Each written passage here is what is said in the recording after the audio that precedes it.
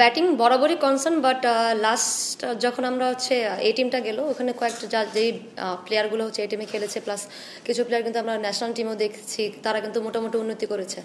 So সোফার আমার কাছে মনে হয় এটা আসলে মেন্টালিটির দিক থেকে যদি আমরা পরিবর্তন করতে পারি, যে না একটা বড় স্টেজে খেলতেছি সেটা না চিন্তা করে যদি আমরা আমাদের ন্যাচারাল খেলাটা খেলি, যার পোটেনশিয়াল অনুযায়ী, তখন আমার কাছে মনে হয় যে ব্যাটাররা এত বেশি স্ট্রাগল করবে না। এবং আমি বলবো যে দুবাইয়ের উইকেট বরাবরই ভালো, যদিও সারজায় খেলা হচ্ছে, ওখানে কিছু ম্যাচ আমরা দেখছি আফগানিস্তান সাউথ আফ্রিকা ছেলেদের খেলা হচ্ছে, হয়তো আমাদের ফরে আসতে হবে কারণ স্পিনটা অনেক বেশি ভালো। সো এই দিক থেকে আমরা ব্যাটাররা স্পিন ভালো খেলে, সো ডেফিনেটলি বলবো যে আমার ইচ্ছা তো এটাই থাকবে যেন ব্যাটাররা ভালো করে। হ্যাঁ, সেটা তো অবশ্যই। দেখেন আমরা লম্বা সময় ধরে বাংলাদেশে ওয়ার্ল্ড কাপ হবে এটা মাথায় রেখে কিন্তু কোচেসরা বলেন প্লাস হচ্ছে ম্যানেজমেন্ট সবাই কিন্তু সেভাবে প্রিপারেশন নিচ্ছিলাম, বাট এখন যেটা আমাদের আসলে কন্ট্রোল নেই সেটা নিয়ে আসলে চিন্তা করাটা বোকামি ছাড়া কিচ্ছু না। যখন আমরা শুনেছি যে না এখন ডেফিনেটলি দেখেন দুবাই আমরা কিছু প্লেয়ার যারা ছিলাম 2022-এ আমরা খেলেছি আবুধাবিতে, আবুধাবির উইকেটগুলো অনেক বেশি সুন্দর ছিল।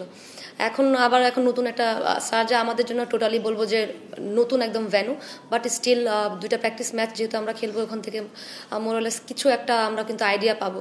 স্যার অ্যাডাপ্ট করার জন্য সবারই কিন্তু, শুধু আমাদের যে আমরা ডিফিকাল্টিস ফেস করবো তা কিন্তু না, প্রত্যেকটা টিমে সেম চ্যালেঞ্জগুলো ফেস করবে। সো যে টিমগুলো আমার কাছে মনে হয়, আমি যদি আমার দিক থেকে চিন্তা করি, আমরা যত দ্রুত এটাকে অ্যাডাপ্ট করবো বা চ্যালেঞ্জগুলো অনেক সামনে নেব, তত আমাদের জন্য বেটার হবে বড় স্টেজে এবং ম্যাচগুলো মেন ম্যাচগুলো খেলার জন্য।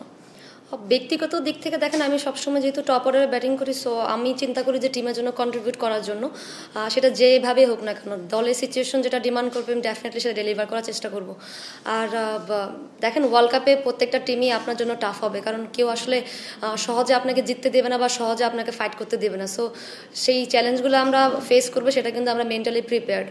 আর হচ্ছে আমি বলবো যে আগের থেকে মেয়েরা অনেক বেশি বলবো যে কনফিডেন্স আছে, এর জন্য বলছি কারণ কিছু প্লেয়াররা আমাদের টিমে ইনক্লুড হয়েছে যারা ডোমেস্টিকে অনেক অনেক বেশি রান করে আসছে। সো আমার তো প্রত্যাশা এটাই থাকবে যেন তারা এই সেম কাজটা আমাদের দলের জন্য করে।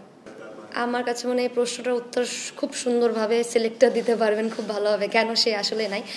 দেখেন এক্সপিরিয়েন্স ম্যাটার করে ডেফিনেটলি, বাট যারা আছেন আমি তাদের প্রতিও ফেথ রাখতেছি, কারণ তারা অবশ্যই কিছু করেছেন বিধায় আজকে টিমে আছে এবং ওয়ার্ল্ড কাপের মতো জায়গায় দেশকে রিপ্রেজেন্ট করার সুযোগ পাচ্ছেন। সো সেই ক্ষেত্রে আমার কাছে মনে হয় আমি এবং আপনারা সবাই তাদের প্রতি বিশ্বাস রাখেন যেন তাদেরকে যে উদ্দেশ্যে নেওয়া হচ্ছে সেটা যেন ফুলফিল করতে পারে। প্রথমত দেখেন উনি যে প্রশ্নটা করেছেন মিডিল অর্ডারের বিষয়টা, মিডিল অর্ডারটাকে আরেকটু সমৃদ্ধ করার জন্য কিন্তু আজকে ইনক্লুড করা হচ্ছে, যদিও একদম এক্সপিরিয়েন্স না এবং তাকে কিন্তু প্রিমিয়ার ডিভিশন দেখে লাইক হচ্ছে সেটা ওডিআই ফর্মেট ছিল, বাট তার অ্যাপ্রোচটা ছিল ডিফারেন্ট, তার ইন্টেন্ট খুব ভালো ছিল।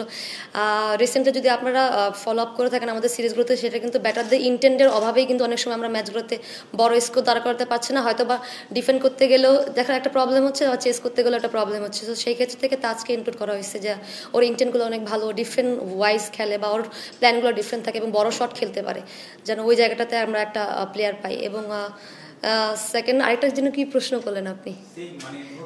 নতুনদের দেখেন দিশাকে ইনক্লুড করা এটার রিজন হচ্ছে বলবো যে দিশা যে পেস বোলিং অলরাউন্ডার, ও লাস্টের ন্যাশনাল লিগটা হয়েছে সেখানে দিশা দুর্দান্ত বোলিং করেছে। সো মারুফা লম্বা সময় ধরে খেলতেছে, জাহানার আপু আছেন।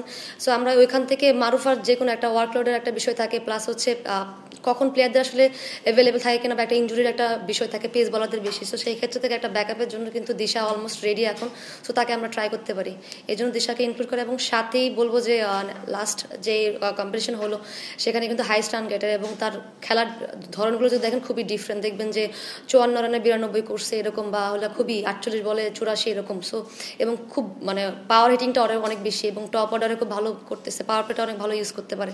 সো সেখানে কিন্তু অল অফ এ সাডেন আমি বলবো যে সাথে কিন্তু নিজেকে প্রুফ করছে এবং সে এখানে আসলে জায়গা করে নিয়েছে।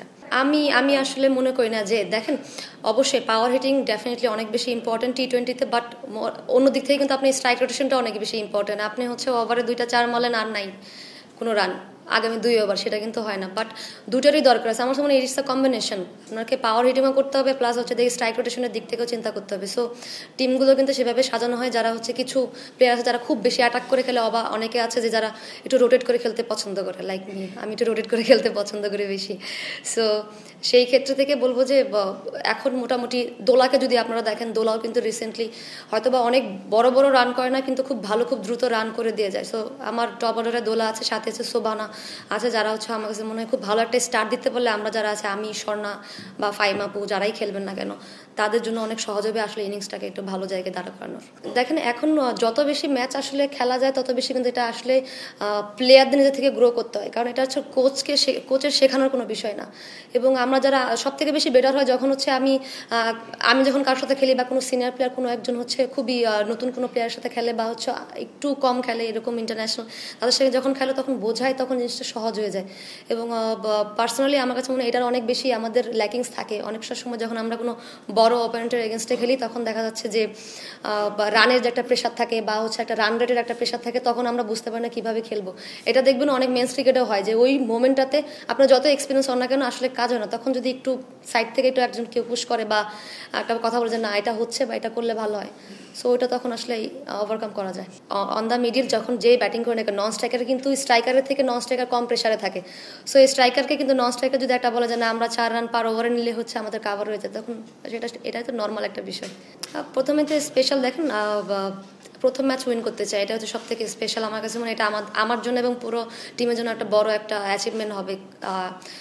ডেফিনেটলি অ্যাজ এ প্লেয়ার 100তম ম্যাচ আমি এখনও যাই না, খেলতে পারবো না, যদি আল্লাহ পাক সুস্থ রাখেন ডেফিনেটলি যদি খেলি প্রথম টার্গেট তো এটাই থাকবে যেন সেটা স্মরণীয় হয়ে থাকে, স্পেশাল হয়ে থাকে সবার জন্য।